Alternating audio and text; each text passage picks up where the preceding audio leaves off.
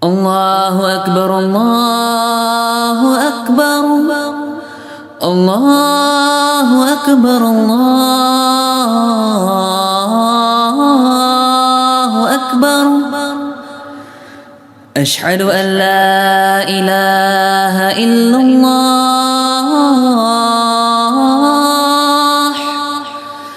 أشهد أن لا إله إلا الله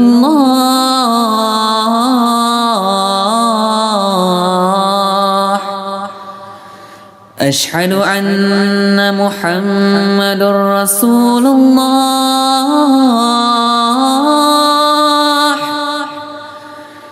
أشهد أن محمد رسول الله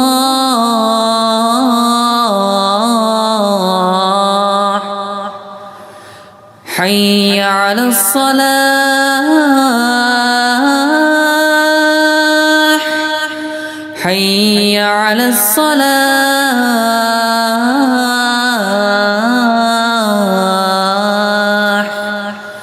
حي على الفلاح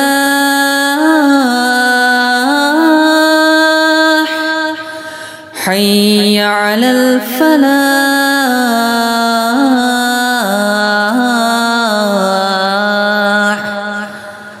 الله أكبر الله أكبر لا إله إلا الله. Assalamualaikum warahmatullahi wabarakatuh. Bismillah. أنا إسماعيل وسأناقش لكم الآن من هذا الفيديو. وعليكم السلام ورحمة الله وبركاته. Hey, what are you doing, bro? Abdul Manakasha? What? In full Arabic? Yamiyakh! Wala mala. Come on, bro. That would be hard for our viewers to understand. Sahe. What if we do it in English and Arabic? Sounds great? ذلك أحسن يا أخ. MashaAllah, MashaAllah. Well then, let's get this video started.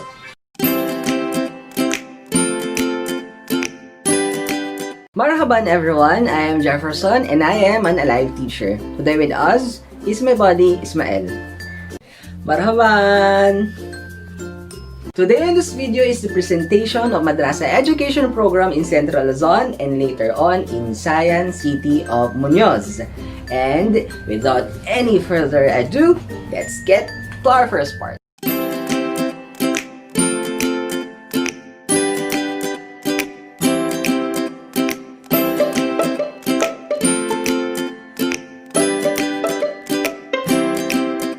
Central Luzon's DepEd Regional Office is located at San Fernando, Pampanga, led by the Regional Director Dr. Maybe Eclar, CESO 4, and the Assistant Regional Director Dr. Rola Razon, CESO 5.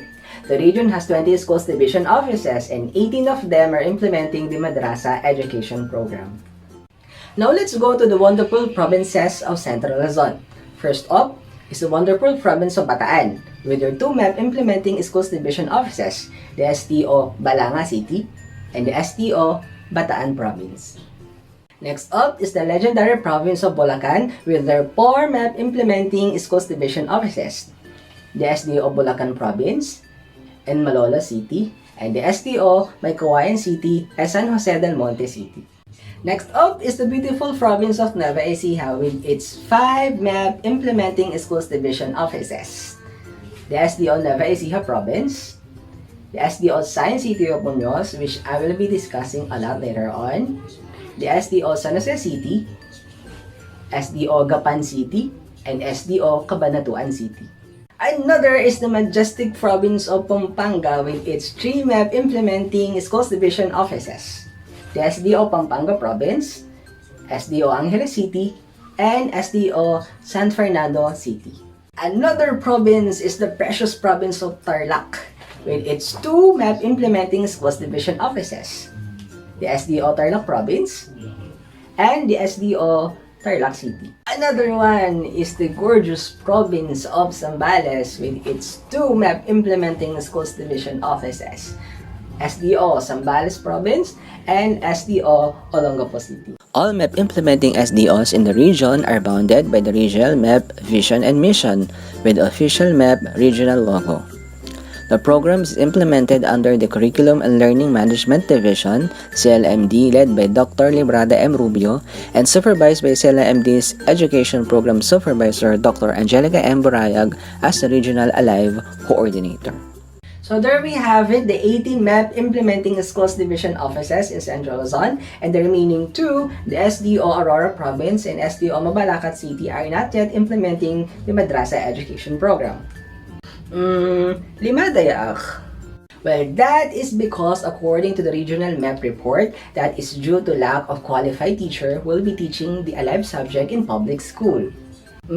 Mama ka na Alive? Dapat Order Number 41, Series of 2017, or the Policy Guidelines on Madrasah Education and K-12 Basic Education Program, states that the acronym ALIVE simply stands for Arabic Language and Islamic Values Education. These are 2 additional subjects in our public schools for our learners who are taking the Madrasah Education Program. Alhamdulillah, hada ahsan. يا أخ، هل هناك مشاكل التي وجدتهم خلال تنفيذ هذه المدرسة التعليمية؟ Good question, bro. Problems, concerns, challenges, these are normals in every organizations, in every programs. But for this part, we're gonna find out what are these challenges. So get ready for our next part.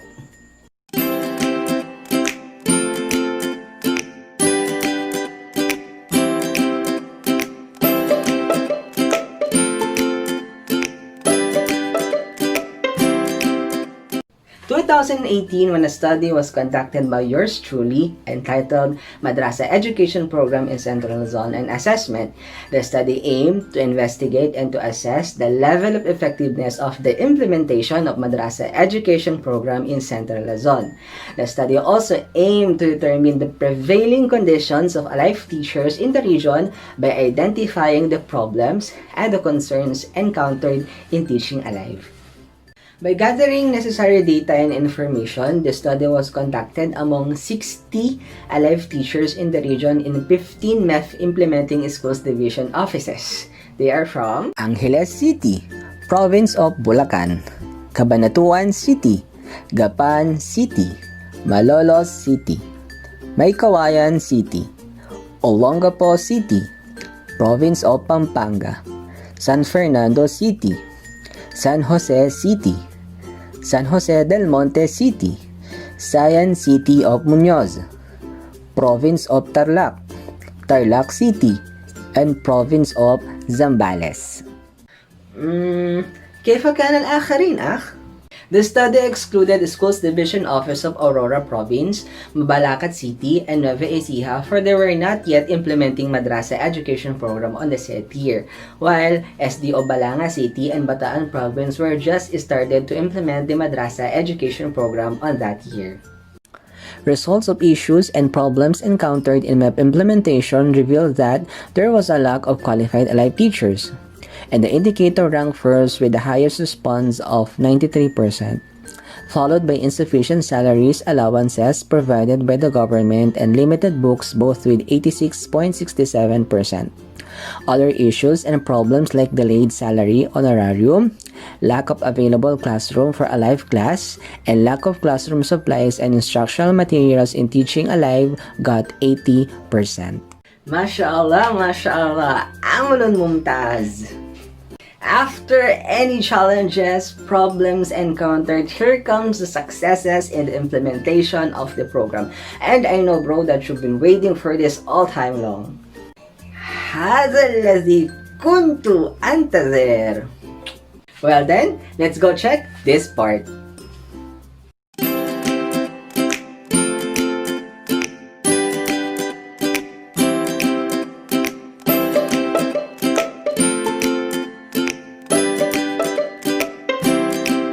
To strengthen the implementation of Madrasah education program in the whole region and to address the concern and challenges of the program, MEP Region 3 conducted series of several and remarkable activities and tasks.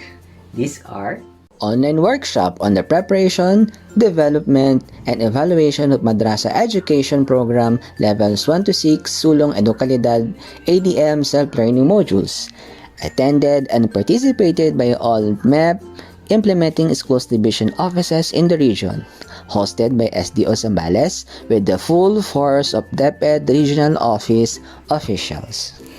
And Dr. Ronelo Al K. Firmo, CESO 5, Assistant Regional I would like to thank and Director. commend our regional supervisor, Angel Braya, for conducting this timely virtual training, and also all of you who are now participating and willing to contribute your ideas and best practices so that we can ensure that the best possible quality of education, this new normal, will be given to our young learners in Central Luzon. Thank you very much. It is also attended and participated by our officials from the Central Office, from Bureau of Learning Delivery, Student Inclusion Division, Supervising Program Specialist in Madrasah Education Program, Madam Maita Parocha. Wow po. Nakaka-proud kasi full force ang Region 3 from CLMD, andyan ang ADM, nandiyan ang Quality Assurance. Matagumpay po natin na maipapakita ang pagkakaisa upang maiwasan na ang mga bata ay maghintay pagpasok ng August 24. Sabi nga, the learners can't wait. Yung Region 3 po is one among the very few regions who are quick in responding to our call for the development of learning resources. Though we are short of funds, Dr. Burayag is keen in pulling this off. Thank you very much, Dr. Burayag. And with your effort, Region 3, I can perfectly sense that everyone in your region are all in this together. So extending their much needed support to Madrasah education. And this endeavor, I was assured of, is not only for the learners of Region 3, but Dr. Burayag was clear in mentioning that she hopes the materials to be developed today will be used by Muslim learners across the country, hindi lang sa Region 3, and we are very thankful for that. In addition, I am grateful to Region 3 for heeding our urgent call to upload materials to our Google Drive, where all regions can also access learning resources. And by the Chief of Bureau of Learning Delivery, Student Inclusion Division, Dr. Jose Tuginayo Jr. Assalamualaikum. Good morning, Central Luzon. Good morning, Region 3. I'd like to commend this initiative of DepEd Region 3, particularly in the area of Madrasah Education Program, through Dr. Angelica Burayag, and to all of you for supporting the program for our Muslim Filipino learners. Online training on e-book development for Araling Panlipunan and Madrasah Education Program as interactive teaching learning materials. Participated by all AP and Madrasah Education Program teachers in the whole region with Dr. Librada M. Rubio, Chief, CLMD. Kami po ay naniniwala na ang kaalaman na makukuha nyo sa training na ito ay makatutulong upang ang pagtuturo sa ating mag-aaral ay maging matagumpay sa ilalim ng new normal. Maraming salamat, Ma'am Angel, sa pag-conceptualize ng gawain ito. At sa lahat po ng mga speakers at participants, maraming salamat po. Participated also by Dr. Rosany B. Masilang, Supervising Education Program Specialist from Bureau of Curriculum Development. Kita ko po ang inyong pagsisikap na tugunan ang hinihingi ng kasalukuyang panahon. Ang workshop na ito kung saan ay naglalayo na makatugon sa pangangailangan ng ating mag-aaral ay malaki ang may tutulong para sa kanilang online classes. On behalf of our Bureau Director, Director Jocelyn D.R. Andaya, ay pinapahalid po namin ang taus-pusong pasasalamat po, ang walang hanggang pasasalamat dahil kayo po ay katulong namin sa pagsisigurado na tayo po ay magkakaroon ng edukasyong may kalidad sa darating na pasukan. Online Regional Quality Assurance of MEP ADM self-learning modules.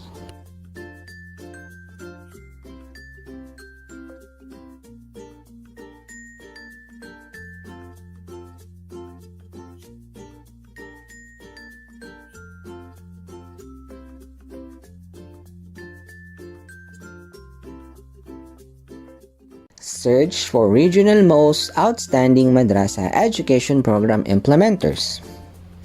Most outstanding alive teacher, permanent category. Most outstanding alive teacher contract of service category.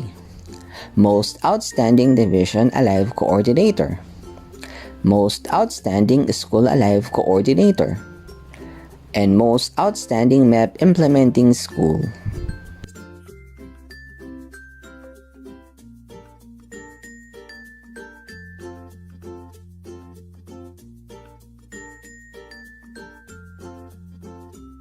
Quality assurance of contextualized Madrasah education program learning resources.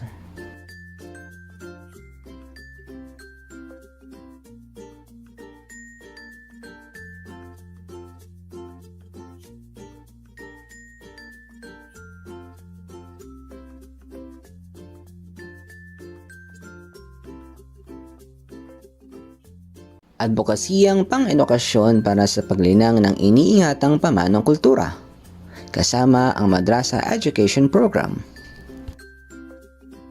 Attended and participated by the DepEd Secretary, Secretary Leonor Briones. Wahid, Isnin, Salasa, Arba, Khamsa, Sitta. MashaAllah ya akh, عندكم نشاطات كثيرة. Indeed, bro. Like what I said, Alive is alive in Central Luzon. In addition, MEP Central Luzon also conducted these activities. 2019 MEP Conference, Crafting and Development of Regional MEP Evaluation Tool, Capacity Building on the Development of SLM through Basic ICT, Kialis Orientation, Culturally Responsive Teaching Pedagogy Training, Capacity Building on the Development of SLMs for Muslim Learners, Early Language Literacy and Numeracy Training for MEP Teachers, Arabic Immersion Reading and Culture Awareness, AYERCA, MEP Regional Festival of Talents, and Regional Alive Musabaka Skills Exhibitions, and many more. MEP seminars, workshops, and activities attended and participated by MEP Central Luzon. National Quality Assurance on MEP SLMs, MEP Annual Conference, Planning for AYERCA and CRTP Training, Crafting and Development of Inclusive Education Program Framework, Development and Finalization of LEAP Training Session Guides, and a lot more. Mumtaz. After the presentation of different MEP activities in Central Luzon, here comes the part that we will hear a message from our officials from the region. And bro, you know what that means. Ayuha ya akh. Say, it's time for our MEP News. MEP News.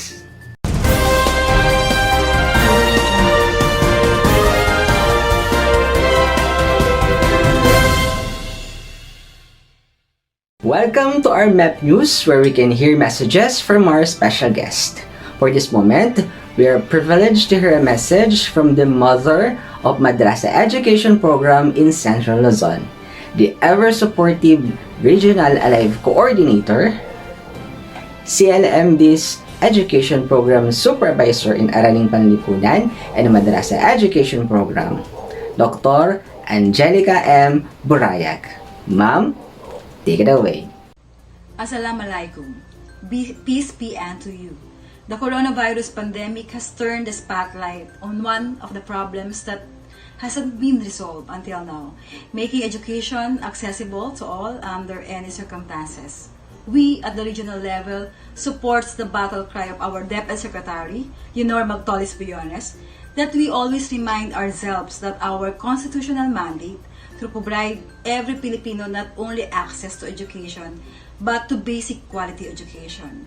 We have realized that we are facing the reality that we still have much to do in responding to the constitutional mandate as far as quality education is concerned.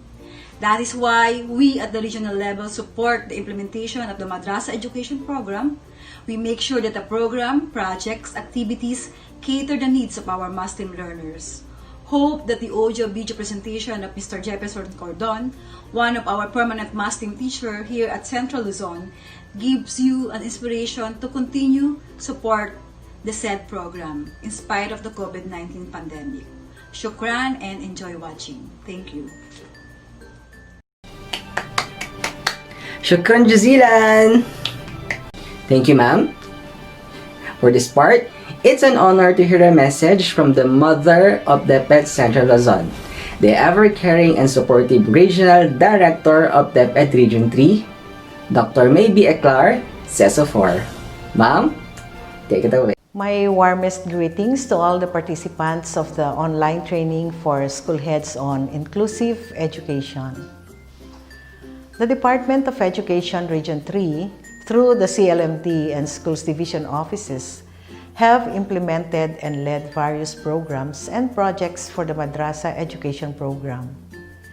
These efforts include the development of MEP Sulong Edukalidad, alternative delivery modes self-learning modules, e-books for interactive teaching learning materials, supplementary learning materials for Muslim learners, recognition of the regional most outstanding Madrasah education program implementers, Arabic emergent reading and culture awareness for basic and intermediate, Regional Madrasah Education Program Festival of Talents, and the Regional Arabic Language and Values Education Musabaka Skills Exhibition. In the same manner, our schools divisions and school implementers have initiated their best practices in the implementation of the Madrasah education program. I am undoubtedly proud of these accomplishments that one of our implementing schools, the Muñoz South Central School, shall be sharing today their best practice in the implementation of the MEP under the new normal. In the same manner, our MEP schools shall also be receptive to new ideas and practices from other regions that will also be showcased in this 3-day training. We at the DepEd Region 3 ensure our full commitment and support to the implementation of inclusive education as we all envision to provide quality, accessible, and liberating basic education to all our learners, regardless of their religion, age, and socio-economic status. We will continue to work together to ensure that no Filipino learner will be left behind. Thank you and a pleasant morning to one and all. Shukran jazilan! Thank you, ma'am. I'm so excited, bro. Ana idol yak! This is the moment that we will share our best practices in MEP implementation in our division. Are you ready, bro? Tabaan yak! Izan, ta'alo nabda!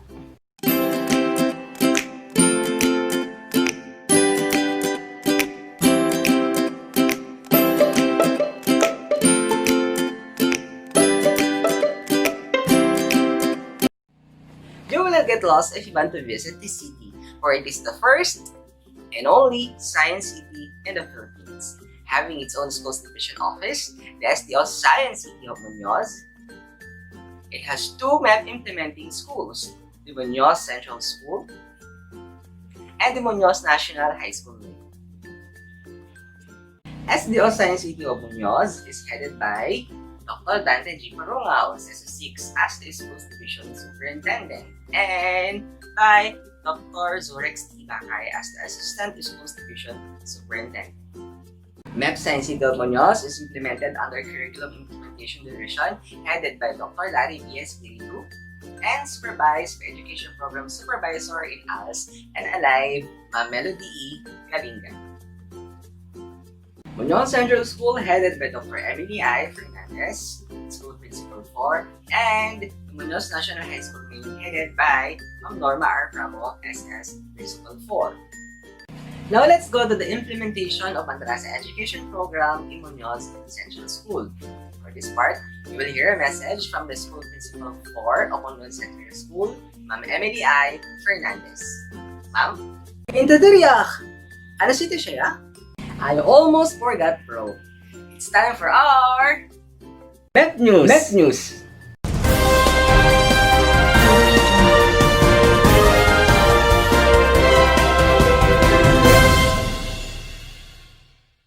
Welcome to MEP News. For this part, a message will be given by the principal of Muñoz Central School to highlight the best practices of Muñoz Central School in terms of Madrasah education program, especially now in this pandemic. Ladies and gentlemen, I present to you Madam Emily I. Fernandez. Ma'am? Good morning, everyone, and Assalamualaikum. On behalf of 71 teachers, 2 ADAS, 1 head teacher, 2 utility workers, 4 security guards, and 2,153 pupils of Muñoz Central School, we would like to extend our deepest gratitude to our Schools Division Office, SDO Science City of Muñoz, headed by our Schools Division Superintendent, Dante G. Parungao, CESU 6, and DepEd Region 3 for this meaningful virtual event wherein we can share to everyone the best practices of Madrasah education program in our school. The distribution and retrieval of MEP SLMs, learners activity sheets, formulas, and learners activity lab is being held at Nurul Iman Mosque every Friday and facilitated by our Alive teacher, Sir Jefferson Udon. Now let's take a look at the video of modular distance learning of Madrasah education program in Muñoz Central School.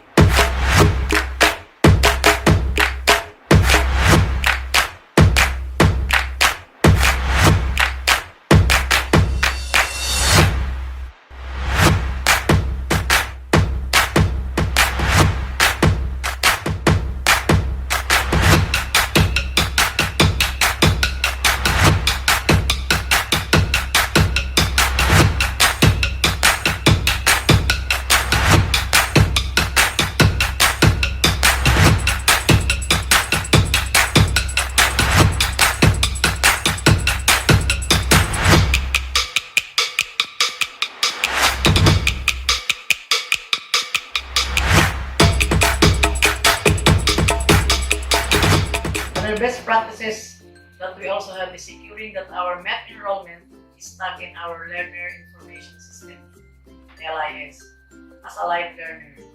This will further discussed by our ICT coordinator, Mamilay Samariti Prado. Good morning, everyone, and Assalamu alaikum.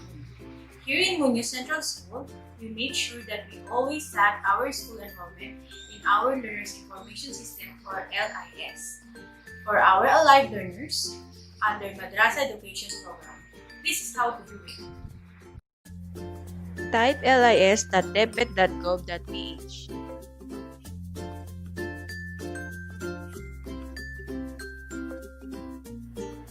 Type your LIS username and password.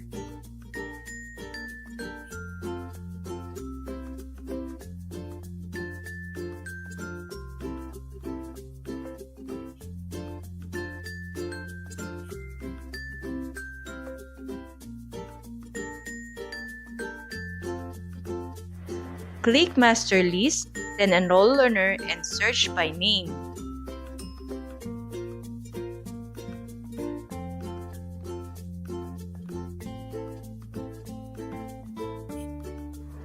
Type the last name and first name of the learner.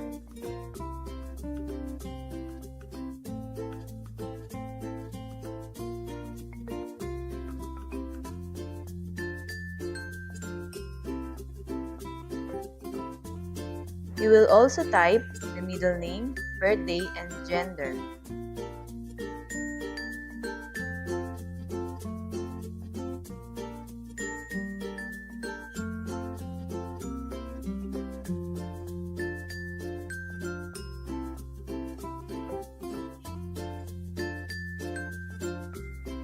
You need also to click the date of official enrollment.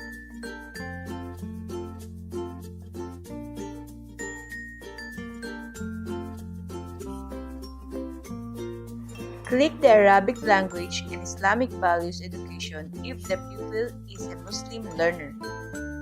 Fill out the basic information. Other best practices like supervising our alive class will be discussed by our head teacher 1, Sir Rod Herbert C. Castillo. Good morning, everyone, and Assalamu alaikum. It's my pleasure to share to you all how we do our classroom observation for our live teachers. With the help of our school principal, Dr. Emily I. Fernandez, monitoring and supervising of our live class here in Muñoz Central School is done quarterly. Using the tool COT-RPMS of the Department of Education, we record the performance of a live teacher, and at the end of the year, the submission of Individual Performance Commitment Review Form, or RPCRF. We also involve our live teacher in all school lock sessions and school mentoring activities. Also, we involve our alive learners in all school programs and activities. There are a lot of activities conducted by Schools Division Office of Science City of Muñoz and Muñoz Central School for Madrasah Education Program. These are: for assessment of learning, the principal with the assistance of head teacher, Sir Rod Herbert C. Castillo of Muñoz Central School, and master teacher, Sir John A. Ocampo of Muñoz National High School Main, managed monitoring of students' achievements and assessed the effectiveness of instructional strategies. The school ensures utilization of assessment processes to diagnose learners' performance and utilize results of assessment to improve learning. The school develops localized supplementary learning materials and addresses deficiencies and sustains best practices in collaboration with the immediate supervisor, DAC, school head, and school MEP coordinators. In the planning and advocacy part of the program, SDO Science City of Muñoz conducted several activities with the assistance of internal and external stakeholders to maximize the implementation of Madrasah education program in the whole division. Construction of Reading Corner in MCS Alive Center. This aims to cater alive instructional materials (IMs) to maximize the reading and writing skills of alive pupils in Arabic language. It also has some Islamic character building books and pamphlets to develop friendship, harmony, and cooperation within the community. Development of a Life Center. This aims to have a more culturally responsive school center and at the same time to have more conducive atmosphere in teaching and learning. MEP Early Registration. This aims to strengthen the advocacy of Madrasah education program by updating and informing the community about Madrasah education program and maximize its enrollment. Division Alive Musabaka Skills Exhibition. This aims to showcase the skills of Alive pupils in different competitions like Adhan or call for prayer, Quran reading, Quran recitation, oration, nasheed or choir, Islamic values quiz bee, and poster making.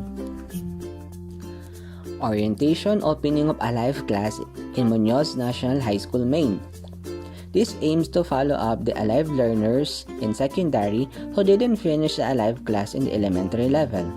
By having their Alive class in high school, Muslim learners from elementary can continue their Alive class and later on graduate. This also serves an advocacy of MEP in secondary schools to reach all Muslim learners in high school and to further strengthen the program implementation.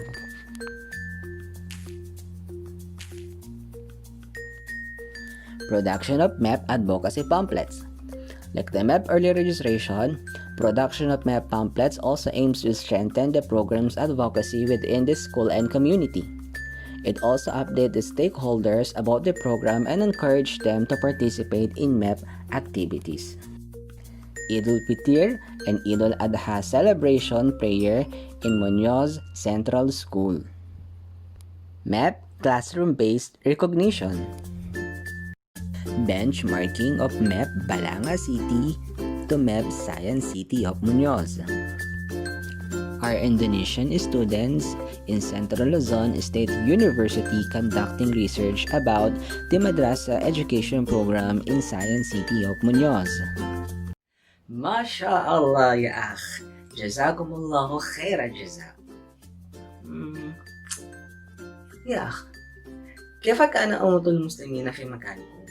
ماذا قالوا هؤلاء في هذا البرنامج؟ آمين آمين آمين يا الله. May Allah bless us all, bro. For that, we save the best for the last. So let's go check this last part.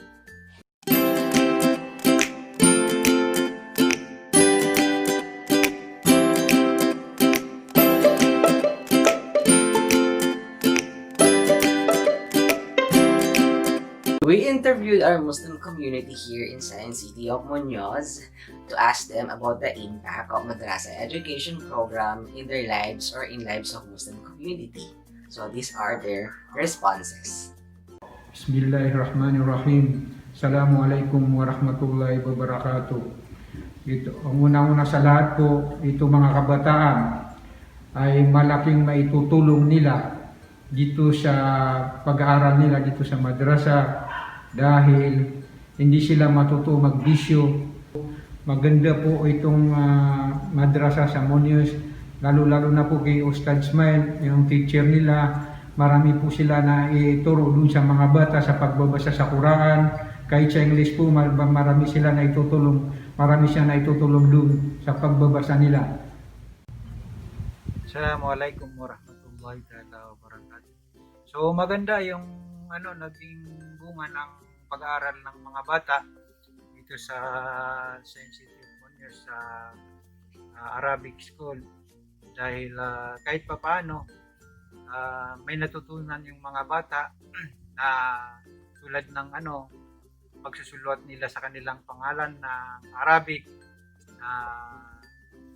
pagsulat, at sila rin ay nakakabigkas ng mga salitang Arabic sa lingwaheng Arabic. So malaking bagay na yon sa kanilang pag-aaral at sa tuloy-tuloy pa nila ng pag-aaral, baka ito pa ay madagdagan. At yan ay malaking bagay sa atin para hindi natin nakakalimutan yung sarili natin na Quran na pag-aralan at yung mga katangian ng pamumuhay, mga magagandang asal sa ating pamumuhay na itinuturo sa ating Arabic school ay malaking bagay at nakikita natin na yung mga anak natin na sila ay natututo magsulat man lamang ng mga litra at magsalita ng kahit papaano, pakunti-kunti at sa balang araw, ito ay lumaki. In the end, bro, we wanna thank all our viewers and all MEP implementers in the whole country for keeping the Madrasah education program alive in the whole part of the Philippines. On behalf of MEP Region 3, I am Jefferson M. Gordon. Wa ana Ismail. Ako syukran. Wawadaan ilalika. Keep safe, everyone. Thank you all so much. Goodbye.